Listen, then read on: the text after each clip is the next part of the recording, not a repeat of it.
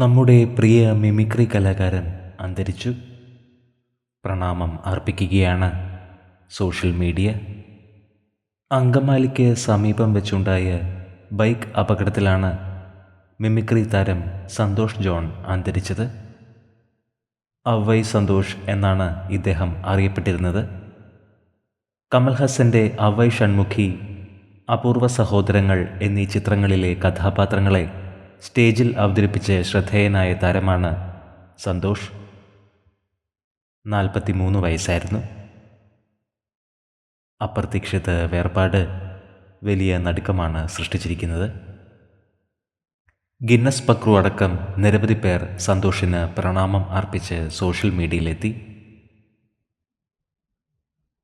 ആത്മാവിന് നിത്യശാന്തി ലഭിക്കട്ടെ എന്ന് നമുക്ക് പ്രാർത്ഥിക്കാം.